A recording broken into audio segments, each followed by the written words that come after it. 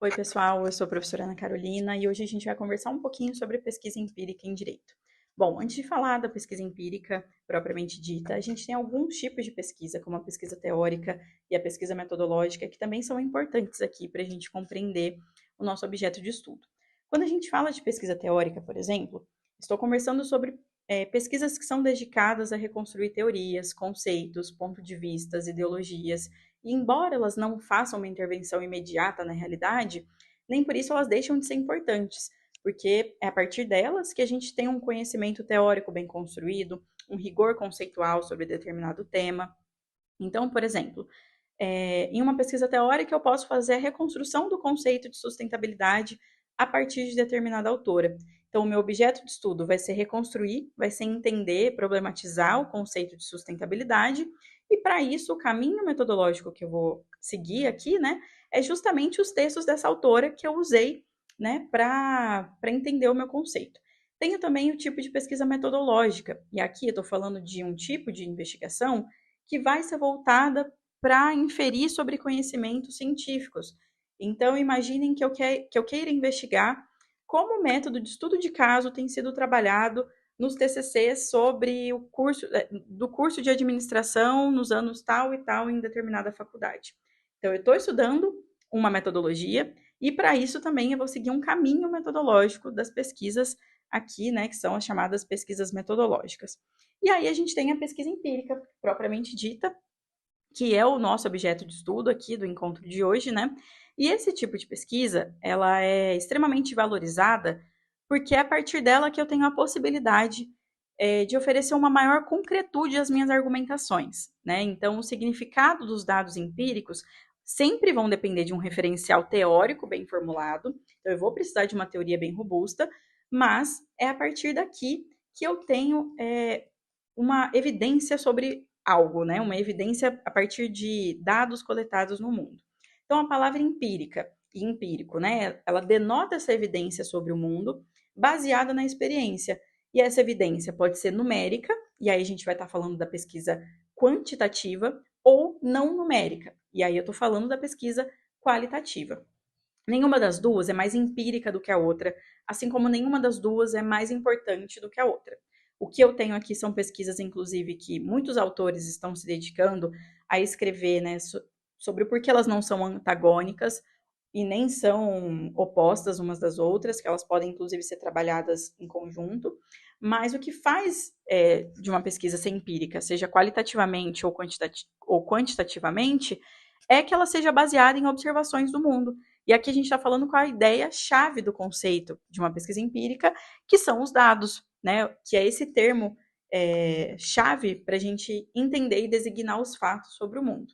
E esses fatos, esses dados, eles vão poder ser históricos, contemporâneos, baseados na legislação, na jurisprudência, na entrevista, no estudo de caso, nas coletas indiretas. Eu posso estar falando de dados precisos, de dados vagos, relativamente coletados, certos, muito incertos, indiretamente coletados, né? Antropológicos, dados políticos, dados interpretativos, dados sociológicos, dados jurídicos, dados sociais. São inúmeros tipos de dados aqui que a gente pode operacionalizar e estudar quando a gente fala de uma pesquisa empírica. É óbvio, né? Desde que esses dados importem para a comunidade acadêmica e científica que eu estou inserido. No nosso caso, né, aqui no campo jurídico. Hoje, gente, grande parte dos trabalhos jurídicos traçam aqui, né, no mínimo, algumas afirmações que são baseadas em observação ou experiência. Então, de alguma forma, a maioria das pesquisas, para quem faz pesquisa empírica aqui, né, vai lidar com esses conceitos que a gente vai conversar hoje. Só que um estudo empírico, ele precisa, antes de tudo, seguir algumas regras, né, que a literatura vai chamar de regras de inferência. Então, como sempre a gente conversa, inclusive nas nossas aulas, inferir na pesquisa empírica é o ato de raciocinar para além dos dados imediatos. Inferir aqui é aplicar uma lógica, é aplicar um método, uma transparência, para que a gente produza um conhecimento para além de afirmações vagas, né? Para que a gente faça afirmações baseadas, lastreadas no conhecimento científico. E a crítica que a gente faz e que a gente sofre no campo jurídico é justamente essa, a de que a pesquisa empírica no direito muitas vezes ignora as regras de inferência e faz algumas alegações ou causal ou descritiva, que não se sustentam, né, quando a gente vai analisar os dados, que faz algumas análises que não são coerentes, né? Então, por exemplo, muito da literatura jurídica vai ignorar as regras de inferência porque coloca no lugar delas as regras da nossa profissão, né? Então, aqui também é importante a gente distinguir a prática profissional da prática acadêmica. Por quê? Muitas vezes no nosso estágio, né, na nossa petição do estágio ou na nossa petição da vida profissional, a gente tem que defender um lado, a gente tem que defender um ponto, né, um ponto de vista, um argumento. E na pesquisa acadêmica, na pesquisa jurídica, isso não pode acontecer. Primeiro a gente levanta tudo, né? Primeiro a gente argumenta tudo aquilo que a gente encontrou, primeiro a gente expõe todos os dados e depois, né? Só depois a gente conclui algo. Então a gente precisa dessa transparência que é diferente da academia e da prática profissional. Então, enquanto uma pessoa pesquisadora tem que submeter a hipótese dela e tem que testar essa hipótese dela e confrontar ela com várias teorias contrárias, uma pessoa que é advogada, por exemplo, ela precisa só compilar todas as evidências que ela tem a seu favor, né, e afastar aquilo que é contrário ao que ela quer argumentar. Então, existe uma diferença muito grande. E a partir disso também, né, a gente tem que entender que os dados da nossa pesquisa empírica nunca vão falar por si. A ideia que a gente tem é que o esforço feito é justamente explicar o porquê de tudo, né, dentro daquilo que é possível explicar. E essas pesquisas empíricas, elas vão importar tanto para a gente, e elas surgem também, né, aqui como forma de entender o sistema de justiça, como forma de estudar o poder judiciário, como forma de estudar as instituições, as instâncias administrativas, os poderes, né, entre eles o poder judiciário, os operadores do sistema de justiça, como as coisas acontecem, como a lei é operacionalizada, como acontecem os movimentos dentro do sistema de justiça. É nesse caldo também que surge, por exemplo, a rede, né, que é a rede de estudos empíricos em direito, com o objetivo de promover, de articular, de capacitar as pessoas a produzir e pesquisar empiricamente no Brasil. Então, são vários os métodos aqui, técnicas qualitativas e quantitativas que a gente pode empregar na pesquisa empírica. A gente, assim como eu, né, que tem um estudo mais afinado com as pesquisas qualitativas, existem inúmeros procedimentos e métodos aqui que a gente pode trabalhar, né? Os mais conhecidos, por exemplo, são os estudos de caso, a observação participante, a observação de campo, a entrevista estruturada, a entrevista semi-estruturada, os formulários, as histórias de vida, os grupos focais, análise de documento, análise de decisão judicial, análise de discurso, análise de conteúdo, né, análise de arquivo, de fotografia, intervenções sociológicas e várias outras formas aqui que surgirão também, né, a partir da literatura. Mas apesar deles aqui exigirem, na verdade, cada um o seu desenho de pesquisa em específico, pode ser que a gente tenha alguns limites em comum, né? Então, o que eu queria conversar com vocês agora é sobre algumas características comuns da pesquisa empírica, independentemente, né, de qual desenho a gente adote aqui para responder a nossa pergunta de pesquisa. A primeira delas, a primeira afirmação aqui em comum, é em relação ao objetivo. A pesquisa empírica ela precisa ter pelo menos um objetivo específico e esse objetivo vai estar relacionado com a forma de coletar dados e possivelmente, posteriormente, fazer inferências sobre esses dados ou sobre esse dado no singular também, né? A segunda, pessoal, é que independentemente de qual for o objetivo específico dessa pesquisa, a gente precisa pelo menos seguir algumas regras de inferência para que a gente, ao final do trabalho, tenha no mínimo algum grau de confiança aqui que sustente o nosso texto, né? Então, a primeira regra de inferência que a gente tem, a primeira afirmação que a gente tem quando a gente fala, né, dessa diretriz, é de que a pesquisa empírica deve ser replicável. Então, significa dizer que o bom trabalho empírico, ele tem um padrão de replicação.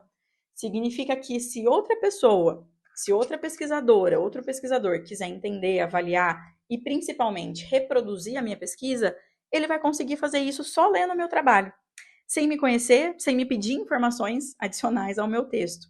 Então, isso quer dizer que se eu vou fazer, por exemplo, uma pesquisa utilizando jurisprudências, eu preciso informar nesse texto qual banco de dados eu usei, qual foi o filtro que eu usei, qual palavra-chave eu usei, quantas jurisprudências eu encontrei, quantas eu descartei, Por que eu descartei? Por que eu agrupei essas que eu encontrei em tal categoria?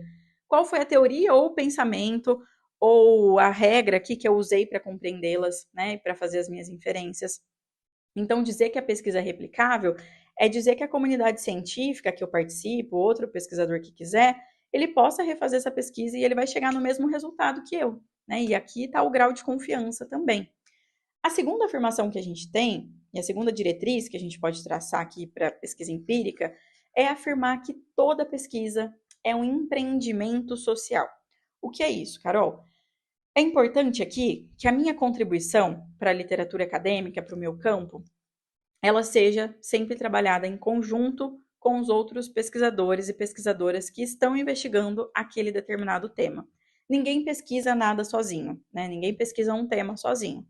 Por muito tempo, várias pessoas ficaram, sim, estudando coisas de forma isolada, e isso causou um grande problema, né? Se por um lado a gente não conseguia informar o que essas pesquisas vinham contribuindo, né, de forma global, por outro lado, essas pesquisas poderiam cometer erros metodológicos grandes, mas como eles não eram replicados, né, eles continuaram ali sendo trabalhados e perpetuados.